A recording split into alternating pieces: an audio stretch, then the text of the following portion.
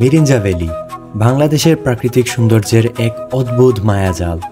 বান্দরবান জেলার লামা উপজেলার প্রায় 16 থেকে 1700 ফুট উপরে পাহাড়ের বুকে লুকিয়ে আছে এই স্বপ্নের স্থান, যেখানে গেলে মনে হবে আপনি মেঘের রাজ্যে পা রেখেছেন।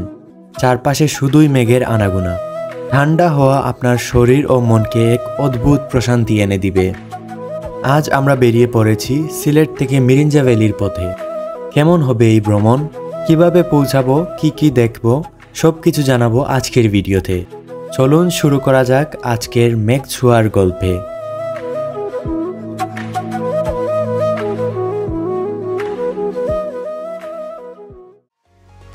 আমাদের আজকের যাত্রা শুরু হলো সিলেট থেকে। আজকে আমাদের যাত্রা সঙ্গী হচ্ছে উদয়ন এক্সপ্রেস। এই ট্রেনটি সিলেট থেকে রাত 10টার দিকে চট্টগ্রামের উদ্দেশ্যে রওনা হয়, আর পরের দিন সকাল 5:50-এর দিকে চট্টগ্রাম গিয়ে পৌঁছায়। প্রায় 7 থেকে 8 ঘন্টা ট্রেনে যাত্রা শেষে আমরা এসে পৌঁছে গেলাম চট্টগ্রাম। সকালবেলা চট্টগ্রাম স্টেশন নেমে আমরা প্রথমেই হালকা নাস্তা সেরে নিলাম।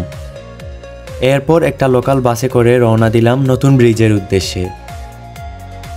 নতুন ব্রিজ নেমে আমরা চকরিয়াগামী বাসে উঠলাম। সবকিছু ঠিকঠাক থাকলে চট্টগ্রাম থেকে চকরিয়া পৌঁছাতে আমাদের প্রায় 3 ঘন্টা সময় লাগবে।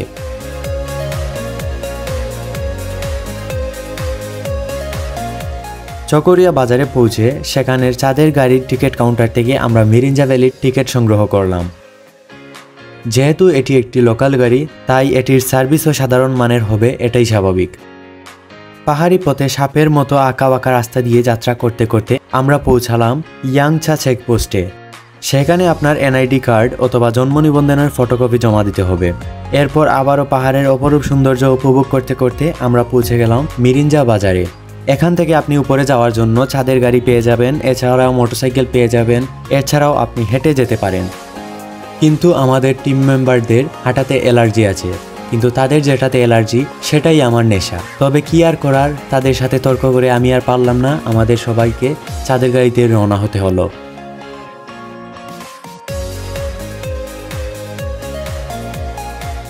পাহাড়ে এসে ঝুম করে না থাকলে কি হয়, তাই আমরা একটা ঝুমঘর ভাড়া নিলাম বলতে আগে থেকে এটা আমরা বুকিং দিয়ে এসেছি। আপনারা আসার আগেও রুম বুকিং দিয়ে আসার চেষ্টা করবেন, না হলে রুম নাও পেতে পারেন। আমরা কিছুক্ষণ বিশ্রাম নিয়ে দুপুরের খাবারটা সেরে নিলাম। আমরা ডেঞ্জার হিল রিসোর্টে উঠেছি এবং তাদের থেকে খাবারের প্যাকেজ নিয়েছি, যেখানে আমাদের সকালের নাস্তা, দুপুরের খাবার এবং রাতের খাবার অন্তর্ভুক্ত ছিল। বিকেলে শীতল আবহাওয়ায় আমরা বেরিয়ে পড়লাম মিরিঞ্জা ভ্যালি ঘুরে দেখতে। পাশের মারাইংচা হিল রিসোর্টে আমরা যাই, সেখানে এন্ট্রি ফি দিয়ে আমরা প্রবেশ করলাম। আমার মনে হয় মিরিঞ্জা ভ্যালির সবথেকে সুন্দর রিসোর্টই হচ্ছে এটা। আমরা আসলে এই রিসোর্ট সম্পর্কে খুব একটা জানতাম না, তাই আমরা ডেঞ্জার হিলে উঠেছিলাম। কিন্তু এটি দেখার পর কিছুটা আফসোস হচ্ছে কেন যে এটাতে উঠলাম না। আপনারা আসলে অবশ্যই এটাতে উঠার চেষ্টা করবেন, এই রিসোর্ট থেকেই সবথেকে সুন্দর ভিউ পাওয়া যায়।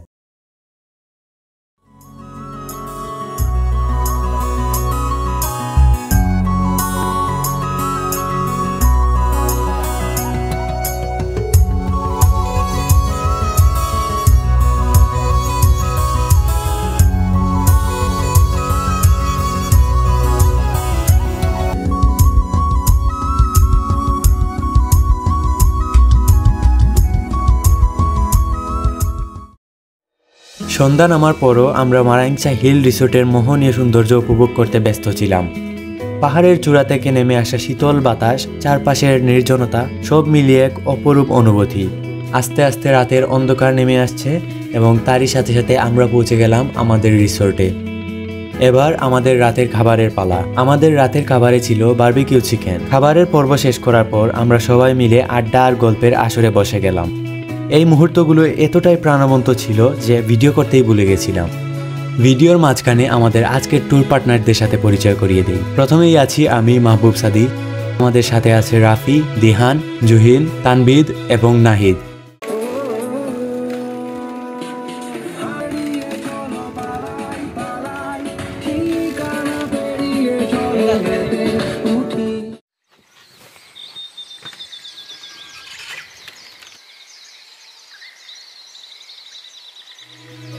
পরদিন সকালে ঘুম থেকে উঠে দেখি মিরিঞ্জা ভ্যালির সৌন্দর্য যেন আগের দিনের চেয়েও দ্বিগুণ হয়ে উঠেছে।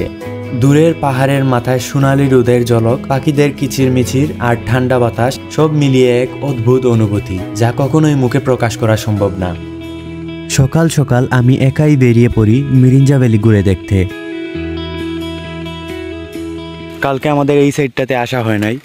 আমাদের রিসোর্ট হচ্ছে ওই যে ওইদিকে, দেখা যাচ্ছে না হয়তো, এইদিকে আসা হয় নাই। সো এখন এদিকে আসলাম, একাই আসছি।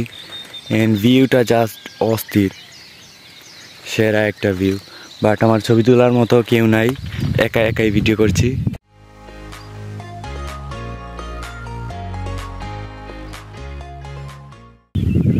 এখানে টেন্ট আছে, বাট টেন্টে থাকা অনেকটা কষ্টর।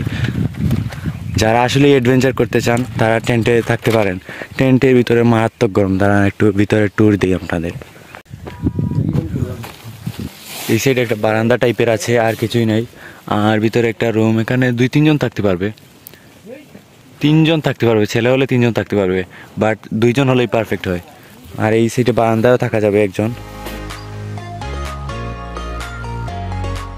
একা হেঁটে অনেক দূরই চলে আসছি, এখন যেতে কষ্ট হয়ে যাচ্ছে। প্যারা নাই, চলে যাব।